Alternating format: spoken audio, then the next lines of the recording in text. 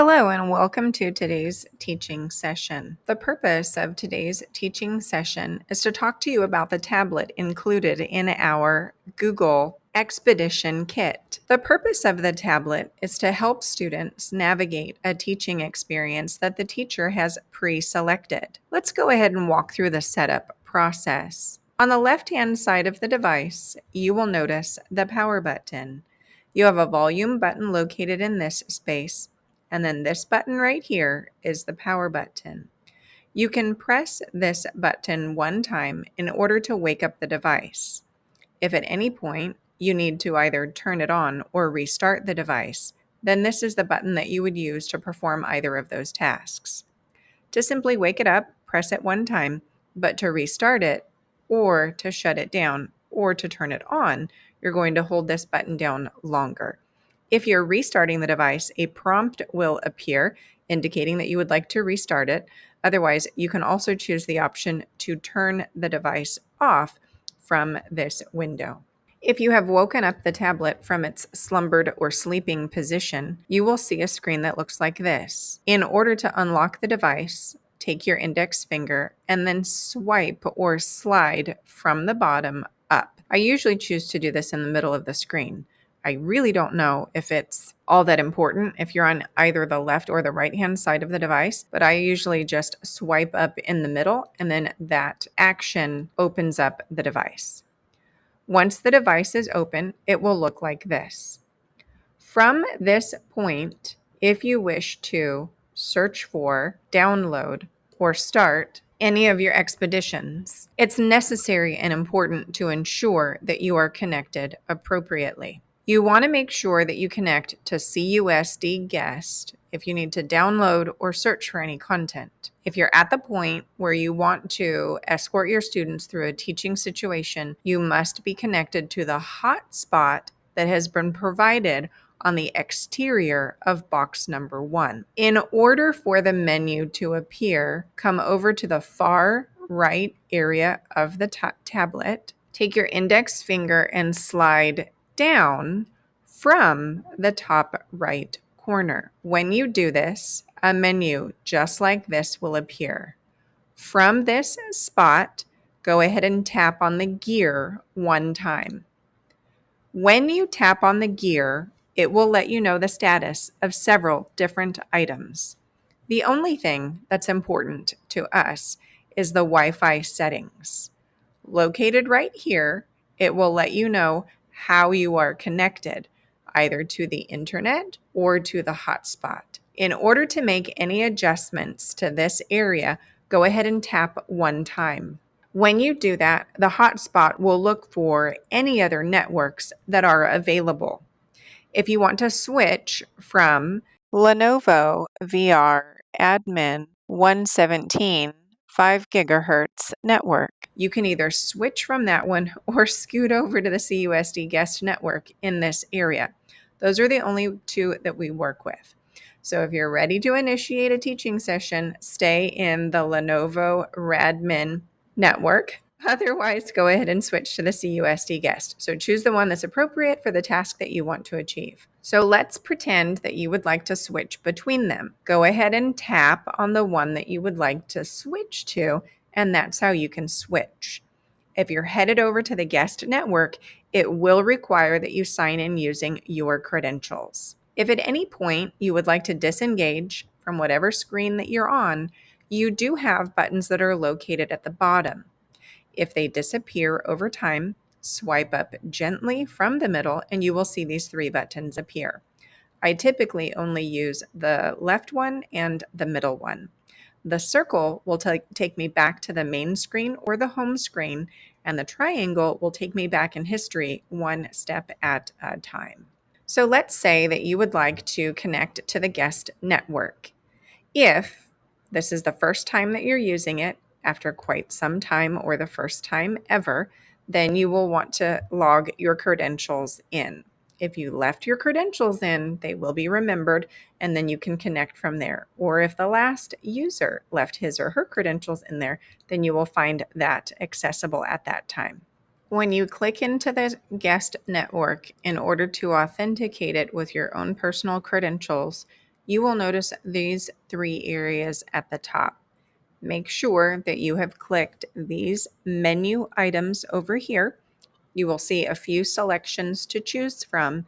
In order for it to authenticate correctly, please make sure that you have chosen these 3 items. After you have chosen these 3 items, scoot down the screen just a little bit. It's probably impossible to see, but there's a little gray item right here indicating that we need to scroll down the screen in order to make more selections. So the next 2 areas, you're going to put your identity and the password in.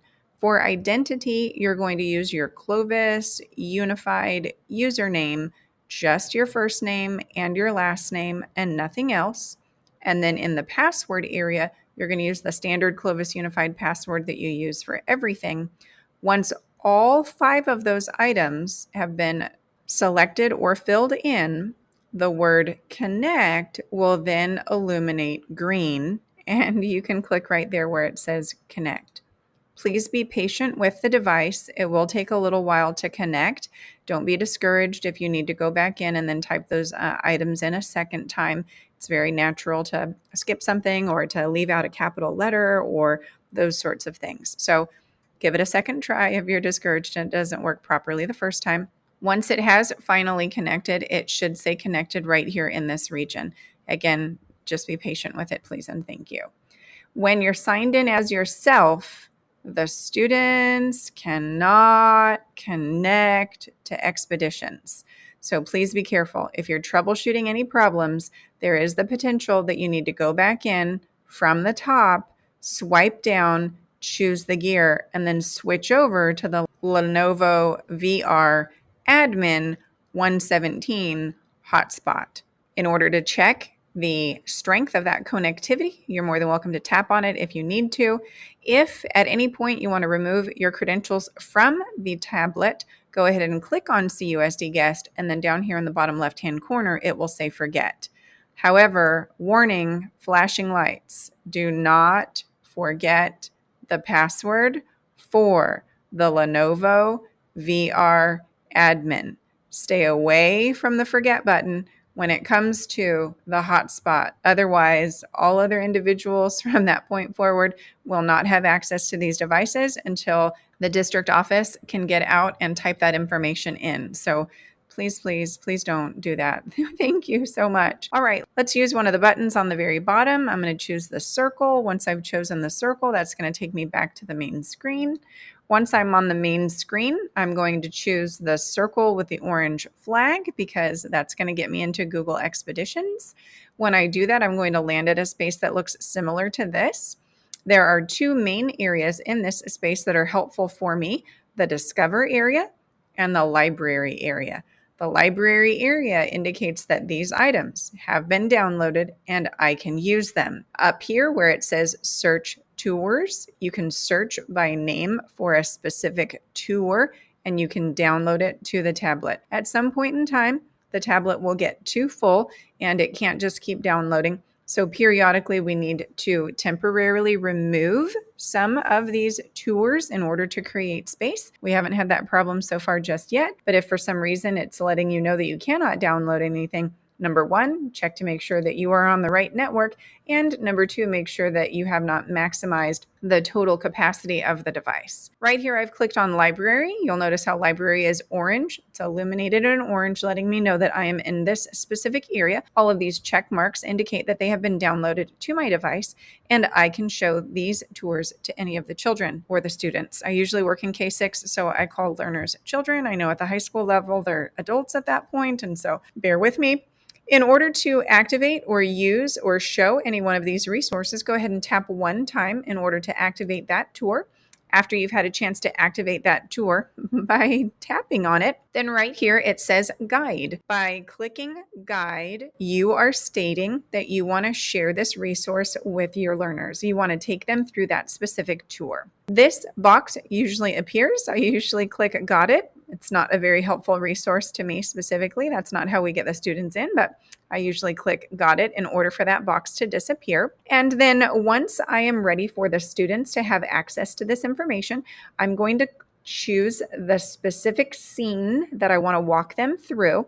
So it's up to you if you care about scene number 1, or if you don't want to use scene number 1, you can skip scene number 1 if you want to. What do I mean by scene? I mean a visual experience for the students. So in order for this rectangle to pop in the elevated position, I've used my index finger. I was able to slide up slightly, and now I can read the cue card to the students. In order for the students to be able to see what I see on the tablet, I need to click on the triangle right here. And then once I click on the triangle, the students have entered that visual experience. I usually read through the cue card right here. Sometimes I'll tap on one of the items over here. A circle will appear on the screen so that the students will turn their heads over to that area so they can understand what it is that I am talking about. At any point in time, when you're ready to move on to another scene, you can either take your index finger and slide down for this cue card to disappear, or you can slide your index finger over to the left while you're in the cue card area. If I slide my index finger across the screen up here, then the visual VR experience is going to rotate for me.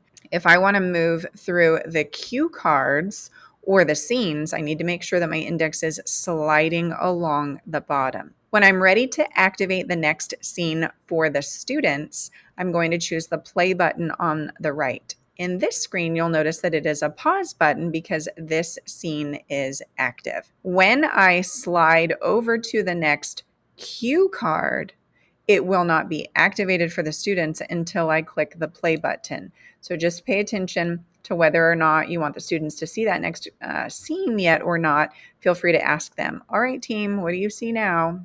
Etc. Guide the students through whatever items are in that particular space. I usually notify the students, all right, the screen's going to go black for just a little bit. We're going to move over to a next area. I prompt them and prepare them for that. And once they've arrived in that new area, I usually don't talk for about a minute. I let them look around, absorb the information, and form their own conclusions before I jump in with the narrative. In order to disengage from this specific tour, you have two options.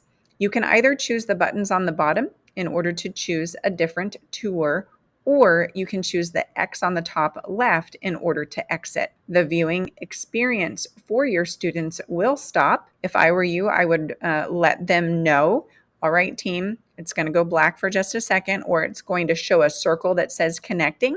Please be patient with me while I start the next viewing experience. From here, I already know in my mind the very next learning experience that I want to take the students to. I just scoot over to that next area and I choose guide.